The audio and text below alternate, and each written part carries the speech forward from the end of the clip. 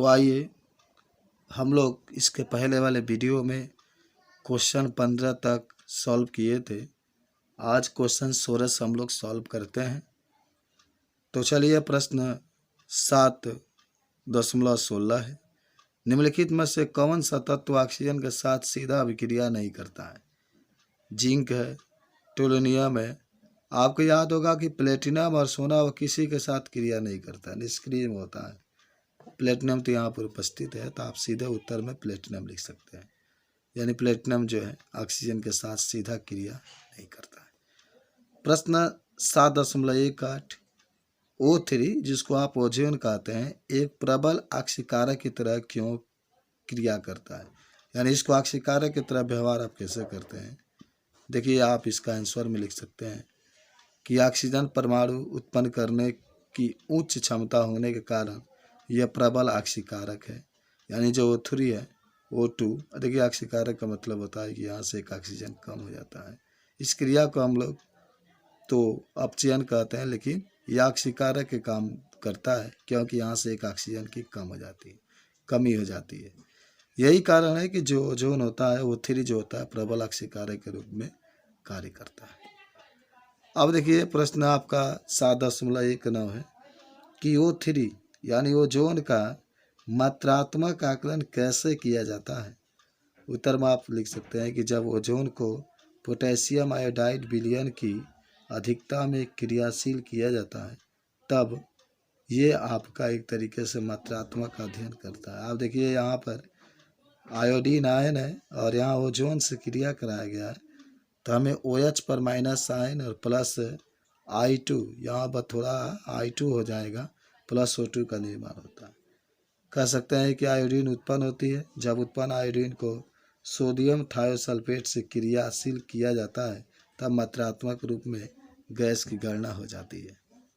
उसके बाद से प्रश्न 12 कहता है कि प्रश्न 7.20 तब क्या होता है जब सल्फर डाइऑक्साइड को F3 का मतलब इसकी ऑक्सीकरण संख्या 3 होगा, रोमन अंक में लिखा गया। एक बार और देखते हैं। तब क्या होता है जब सल्फर डाइऑक्साइड को F3 लवण के जलीय विलयन में से प्रवाहित करते हैं? देखिए जब F3 आयन विलयन से सल्फर डाइऑक्साइड को गुजारा जाता है तब F3 आयन अपचयित होकर के F2 आयन में बदल जाता है। ज़रा देखिए ये 2Fe3 है प्लस SO3 है, सल्फर ट्राइऑक्साइड आपका है और जल आपका है। थोड़ा सा सल्फर डाइऑक्साइड कर लेते हैं, जल है। तो देखिए किस तरीके से Fe2 प्लस और हाइड्रोजन आयन में ये टूट जाता है। इस तरीके से हम कह सकते हैं कि यह सल्फर डाई जो ऑक्साइड की उपस्थिति में Fe3 होता है Fe2 आयन में बदल जाता है। उसके बाद से नेक्स्ट प्रश्न के पास हम लोग चलते हैं। आप यहाँ पर देख सकते हैं क्वेश्चन नंबर जो 7.21 है। इसमें कहता है कि सल्फर और बॉन्ड में ऑक्सीजन आबंधों की प्रकृति पर टिप्पणी कीजिए जो सल्फर डाइऑक्साइड अणु बनाते हैं। क्या सल्फर डाइऑक्साइड अणु के ये दोनों बंध आबंध समतुल्य है? देखिए आप इसको बता सकते हैं कि सल्फर डाइऑक्साइड गैस अणु में दोनों यशो आबंध सहसंयोजी है तथा समान आबंध लंबाई दर्शाते हैं। यश ये है और ये वो है, फिर यश और वो है। ये आपके प्रकृति आपकी यह अनुनाद संरचना है सल्फर डाइऑक्साइड की। उसके बाद से प्रश्न नंबर 22 के पास चलते हैं हम लोग। 22 नंबर प्रश्न कहता है कि सल्फर डाइऑक्साइड की उपस्थिति का पता कैसे लगाया जाता है?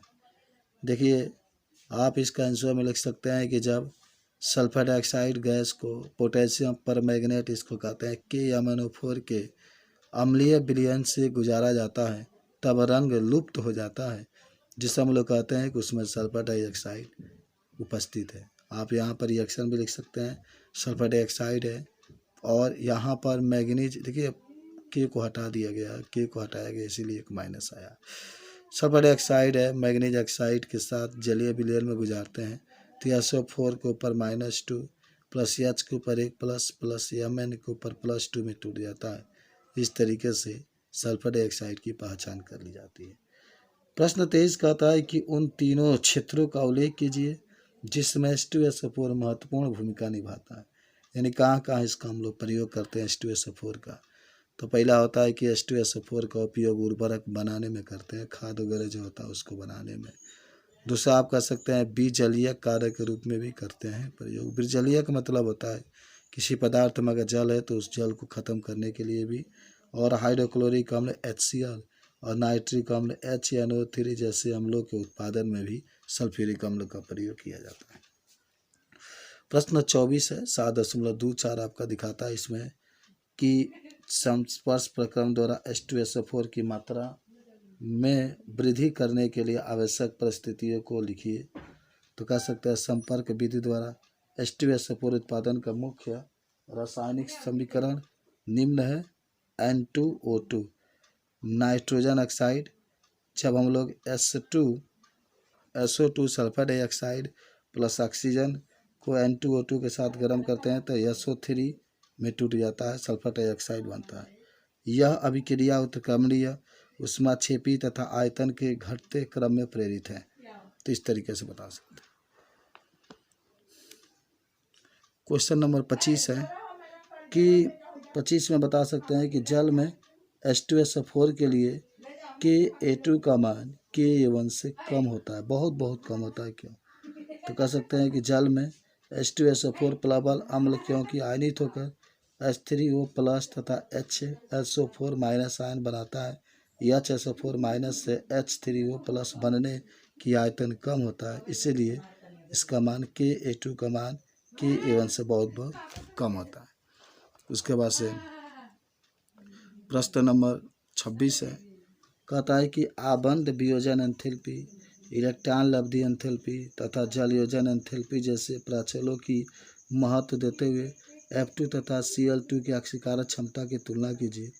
F2 और Cl2 की तुलना में प्रबल अक्षीकारक है क्योंकि Ff आबंध की कम आबंध एंथैल्पी मान, दूसरा F माइनस आयन की उच्च जलयोजन क्षमता। उसके बाद से प्रश्न 27 है, दो उदाहरणों द्वारा फ्लोरीन के असमान व्यवहार को दर्शाइए। तो पहला कह सकते हैं कि HF द्रव है जबकि HCl, HBr, HI आदि गैस है क्योंकि HF हाइड्रोजन अबंध दर्शाता है। दूसरा कह सकते हैं कि हाइड्रोजन में F केवल 1 यानी खाली +1 ऑक्सीकरण अवस्था दर्शाता है, जबकि उनके हाइड्रोजन +1, +3, +5, +7 ऑक्सीकरण अवस्था दर्शाते हैं। प्रश्न 28 कहता है कि समुद्र कुछ हाइड्रोजन का मुख्य स्रोत है, टिप्पणी कीजिए। बता सकते हैं कि हाइड्रोजन के लिए महासागर प्रमुख स्रोत है।